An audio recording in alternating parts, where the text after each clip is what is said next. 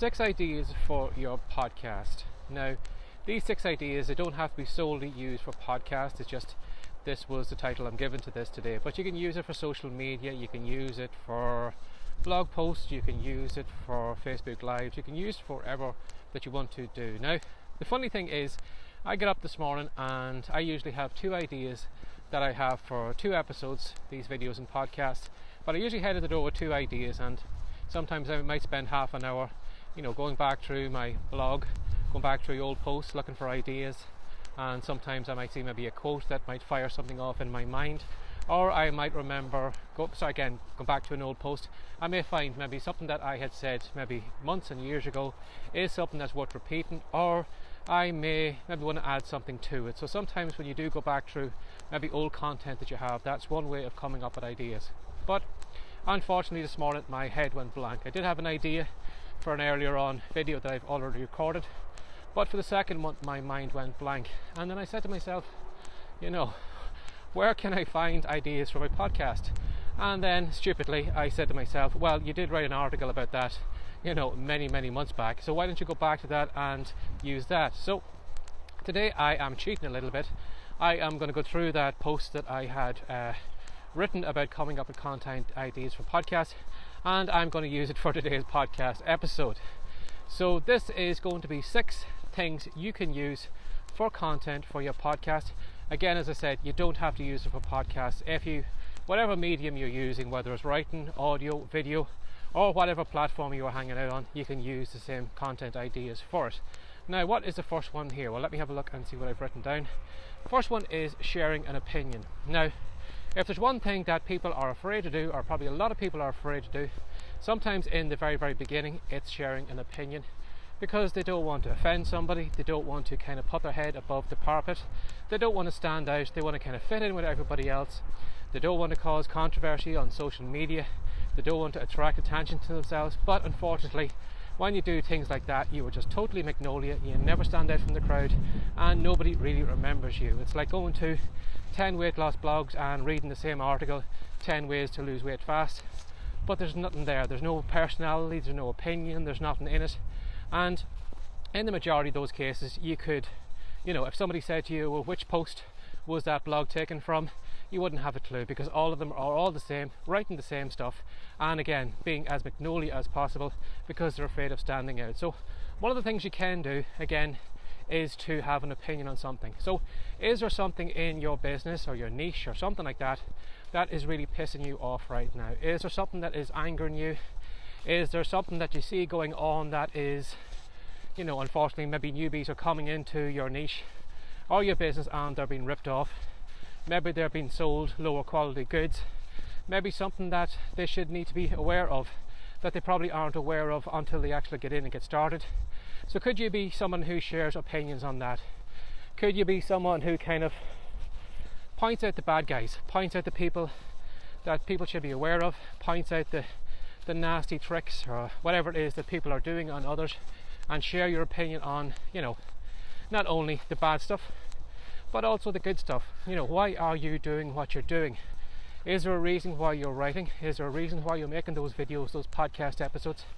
Share a little bit about yourself, your opinion, and why you are doing those things. And that's one thing you can do for coming up with content ideas. Now, another thing then too is email bag. Now, if you've been watching these videos or listening to me for long at all, you'll probably hear me mention that little bit at the end saying, if you'd like to reach out to me, or if you'd like to ask me a question, send an email to barryjmcdonald@gmail.com. Now, that email is my own personal email, and if you do email me on that, it will go directly to me. It doesn't go to one of my minions, it doesn't go to this kind of inbox that I rarely use. That is my personal inbox that I use 24/7. So if you do reach out to me through that email, you will get straight to me. Now, I do mention that because sometimes, again, as I said at the start, sometimes I do kind of run out of ideas, and it does sometimes it is quicker, rather than me scouring back through my content I've already written, or going back through maybe quotes or emails or stuff like that to find ideas. Sometimes it's helpful if I just have maybe a question that I can start off with. Now, again, having an email bag is very helpful, because not only are you coming up with content ideas, but you're actually proving that you have some expertise on the business or whatever it is that you're going on. So maybe if somebody new comes along and they're thinking, well, there's a lot of people with products here, I'm not too sure whose one I should buy, I'm not sure which person I should follow, not sure, who knows what. But if you come upon maybe a podcast where somebody's answering questions, where those questions and the answers are useful, where you can actually take some of those answers and actually put them into action, and it's not costing you a penny, you do kind of come across as a little bit of an expert. You do come across as wanting to help people. You're not being pushy on people, you're actually attracting people to you. If you imagine you were listening to a podcast and that person was regularly answering readers' questions, and again the content was really, really useful, over time you would feel a compulsion to follow them on social media. You would probably feel a compulsion to share their content, to buy their products, to be one of their tribe. And that is simply by you just helping out, putting all that content out there. And again, there are like little magnets that kind of draw your audience to you. So that's one thing you can do, is to just do a simple request like I do at the end of these videos, asking people for their questions and then just simply answering them and just being helpful. And again, you'll attract your audience to you that way. Now, another thing you can do too is debunk myths. Now, whatever it is you are in at the moment, it probably depends. I wouldn't know exactly what are the myths in your business, but you are probably well aware of it. Mostly I speak about in these episodes about self-publishing, and one of the myths is that probably is commonly held that a lot of new writers have when they come on the scene is that they need to be traditionally published, that there is some kind of halo that they have if they are a traditionally published author. And some people unfortunately look down their nose at people who self-publish their books because they are seen as a kind of a lesser author. They didn't go through all the hurdles to get that book published, and they shouldn't be taken as seriously. Now, that is one of the biggest myths when it comes to self-publishing. But when you do actually get behind the scene and you do actually spend some time in self-publishing, you actually find out that the self-published authors probably work a lot harder than the traditional authors do. They do a lot of self-marketing themselves. They buy a lot of traffic. They get their name and their book out there. And unfortunately, sometimes people who are traditionally published sit back a little bit and expect the publishing companies to do all that for them, but they don't. They don't actually. All they do is publish books, and that is it. Everything else is up to you. It's up to you to get your name and your book out there. That is one of the myths. And again, you probably have your own myths when whatever it is, dog training or whatever it is, there's probably myths that people believe that they think are good things that they need to do, but you could cover those in your podcast episodes. You could blow the lid off that once and for all, those commonly held beliefs, and you can explain to everybody why that is stupid, why that is dangerous, or whatever it is, or why it's costing them money or losing them followers or whatever it is. But there are myths out there, and again, you can cover some of those in your episodes. So that is debunking myths. Now, another one then too is table of contents. Now, when you are looking maybe to create your own content, one of the easiest things you can do, again like I did earlier, is springboarding off content that has already been written. Now, in this case, I am going off content that I've created myself, but there's no reason why you can't springboard off somebody else's content. And again, one of the easiest ways is to go to Amazon, do a search on the books in your niche, whatever your main keyword into the search box, do a search, and then you'll probably get the results coming back then in a list. Now, what you can do then is grab a pen and paper, go through the list of books. As you're probably well aware, if you go to one of the book covers, you will see a little symbol or a little kind of tab on the book saying look inside. And what you can do is you can simply click on that cover and the book will open up in the screen, usually a pop-up or something like that. But what you can do is you can simply scroll through the first couple of pages just to get an idea, what is in the book.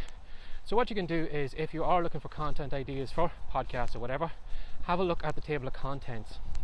Now, you will find if somebody is writing a book on a particular topic, you would hope that they would have researched that topic well, that they would know what their audience was looking for, that they would probably have maybe a beginner, an intermediate and maybe an expert stages in the book, the beginners at the start, intermediate at the middle, and then maybe advanced tips and tricks at the back. But you will find they'll probably lay the book out that way. So what you can do is have a look at the table of contents. Now, you can take maybe a chapter heading and have it as an episode and explain in your words what that chapter means. Or you can take on subheadings again, you don't want to plagiarize somebody else's content. You don't want to kind of read their content out word for word.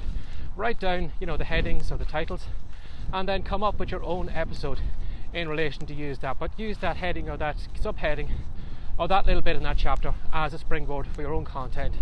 And again, you can use that for an episode. Now, another thing you can do too is a tips show. Again, as you're probably well aware, weight loss and all those kind of big popular niches.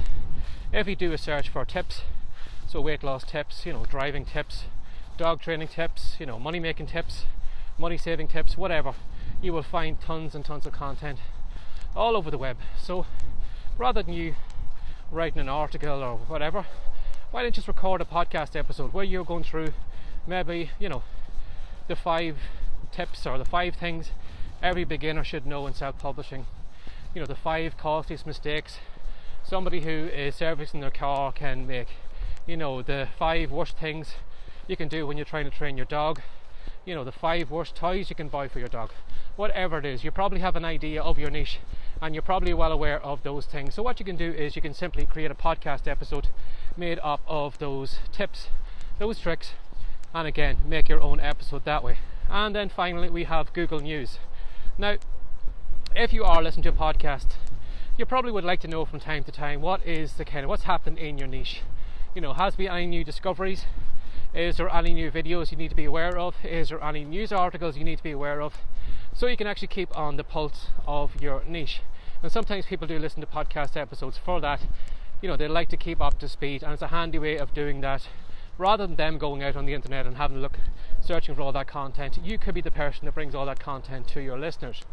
Now, if you do a Google search for Google News, what you can do with Google News is you can put in your main keyword. So again, if we go back to dog training, I can put in dog training in the search box and I can do a search in Google News. And again, like the search results, you will get a list of things coming up in relation to dog training. When it was mentioned, maybe somebody might have released an article yesterday on dog training, and that keyword was in the heading of that, so it popped up in the search results.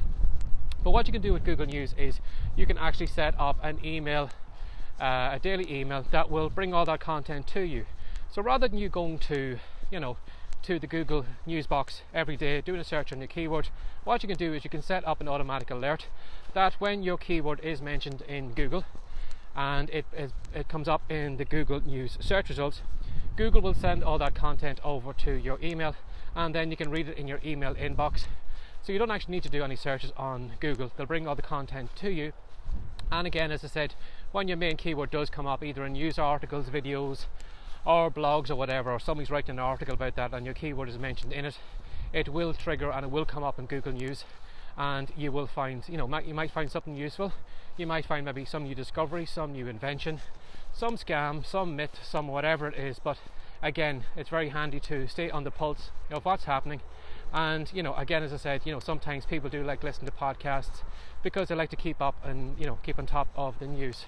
So those are 6 different ways you can come up with podcast episode ideas. Again, it helped me out today actually creating this podcast episode, this video, because my mind went blank this morning. So I know I will be dipping back into that post. So again, if you have any content that you've already written before, again, stupidly like I did, go back into it. You may find it could be useful for today's episode. Maybe you might be able to springboard off it. Maybe you might be able to freshen it up, talk about it again, or explain it maybe in a better way than you did in a previous article or video or whatever. And again, that could be content for your episode. So I hope I've helped you out. Again, don't just use these as podcast episodes. Use them for your Facebook posts, your Facebook lives, Instagram lives. You can use that content anywhere. Don't think that it is simply just for podcast episodes. So if you'd like to ask me a question, like I'd mentioned earlier on, if you'd like to ask me a question and you'd like to personally reach out to me, send an email to barryjmcdonald@gmail.com. And again, if you've got a question, I can put that in my email bag and I can cover it in maybe another episode. So send that out to me. And if you'd like to know more about where all these episodes are, what other questions have I covered in my previous podcast episodes and video, if you do a search either on YouTube for WriteCome, WriteCome.com, or if you do a search on the iTunes store, or if you just simply do a Google search, you'll find all the content, all the memes, all the images. I've got a load of content out there at the moment, So do a search for WriteCome, or do a search with hashtag WriteCome, and again you'll find all the content. Now if you go to the WriteCome site right now, we have a great free report which is called Words to Wealth, and in it I'm going to show you 10 different ways you can make money from your writing, and you don't even need to be a great writer to do that. In some cases I'm going to show you how you can make money with only a few words.